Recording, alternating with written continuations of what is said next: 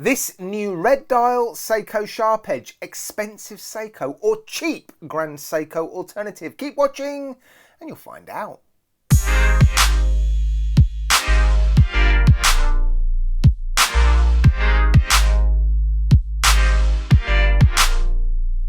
Hey guys, and welcome back to I Like Watches, and welcome to the full review of this new Seiko Sharp Edge. This watch has been around a little while, but this dial variation is new apparently.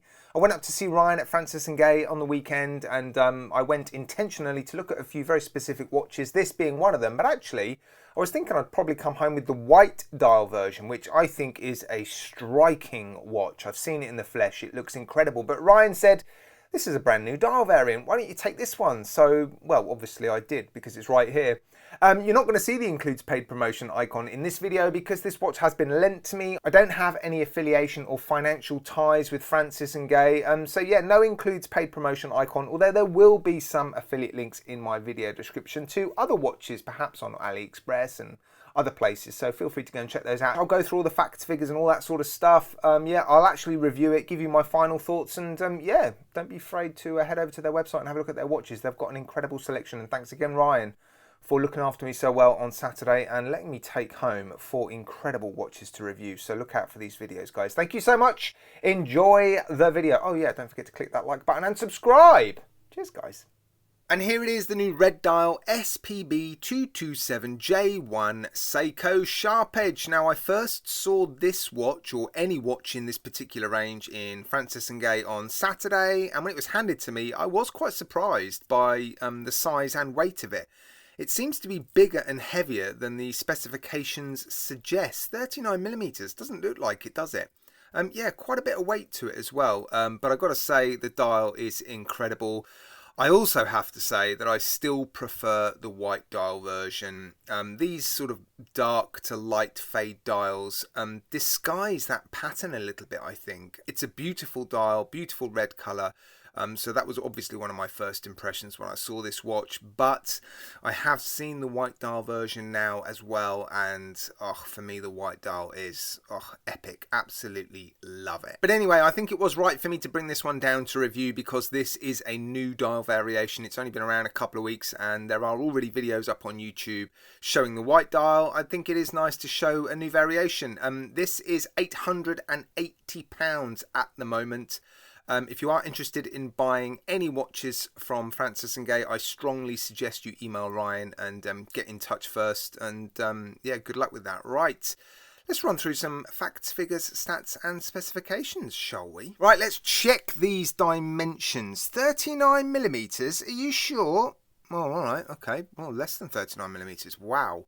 That is deceptive. What about the thickness? Well, that's 11.8mm, a touch thicker than you would have hoped, but still actually not that bad. Case length, again, deceptively reasonable, 46.8mm. But of course, you do have the fixed centre links on the end links, so that takes it to 50.5. 20mm lug width, tapers down to 18, and back up to 19.5 at the clasp. Set up for my 7¼ inch-ish wrist, it's 138 grams with the extra 3.5 links added back in, it's 155. The movement inside this watch is the 6R35. It is a modified or improved 6R15 movement. They both beat at 21,600 beats per hour, but the original 6R15 had a 50-hour power reserve. This now has a 70-hour power reserve. Nice! According to the specifications, solid stainless steel construction. That will be case, bezel, case back, bracelet, clasp and crown. And the crystal should be sapphire. Obviously, we're going to check it. Right, front crystal is sapphire. Nice. And the crystal covering the movement at the back is also sapphire. Awesome. Sapphire sandwich.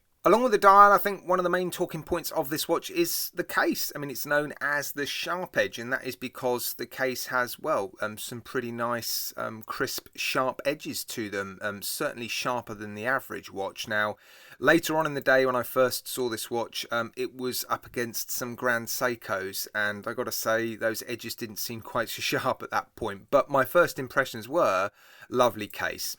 Really nice polishing on the sides, longitudinal brushing on those really nice flat surfaces on top of those lugs. high polished bezel.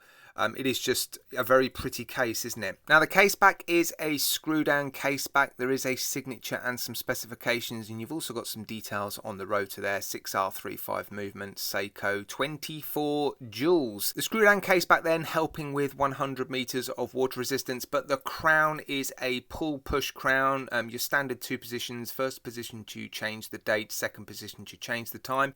It is signed as well, and nicely signed. A nice deeply engraved or acid etched, whatever they call it, Seiko S. The crystal is flat and there is an AR coating, and it's allowing you to see that stunning dial beautifully clearly, isn't it? Ugh, I mean, the dials are incredible on these sharp edges. Love that pattern.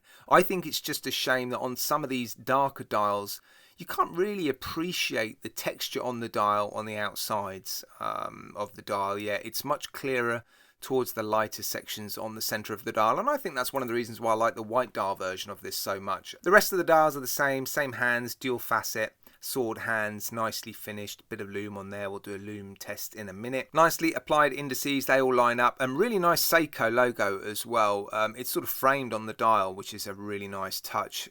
Presage automatic there above the 6, and you've got some movement details either side of the 6 as well, and a frame around the date window, and a sort of color coded date wheel. It's black. I guess the outside of that dial is probably closer to black, isn't it, than anything else. It's a pretty dark sort of burgundy red. Right, let's check out the lume on this watch. I suspect it's good. Probably not up there with their Prospex divers, but we'll find out in a minute. Oh wow, those hands actually look alright, don't they? Let's get this light off. Oh nice. Yeah, good lume actually. Better than I was expecting. Certainly on the hands, a decent glow, so that's not going to be a problem, is it? Moving on then to the bracelet, and starting with the end links. Yeah, nice fit. No movement there whatsoever between the lugs and the end links, and yeah, they are nicely finished, aren't they? In terms of the brushing and the polishing, 3-link, but with those high polished accents.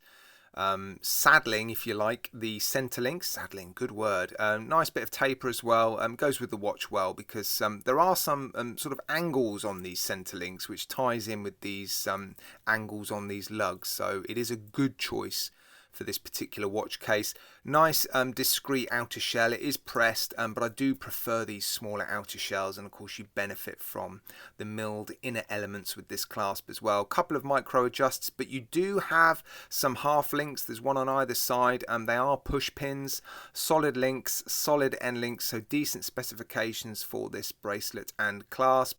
Yeah, double pushers, no safety latch obviously, but a signature and nicely finished. But I do want to bring your attention to something I've noticed, and I noticed it pretty quickly, which is a bit odd.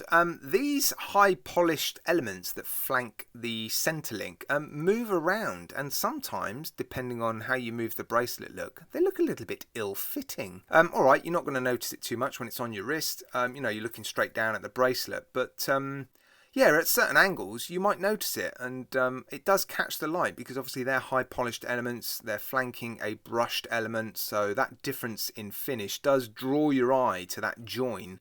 It's just odd, isn't it? Right, let's run through some of the thumbs up and the thumbs down. Of course, I'll be putting them all on the screen for you as well, but let's run through the highlights. The case, I've got to start with the case, haven't I? This watch is known as a sharp edge for a very good reason.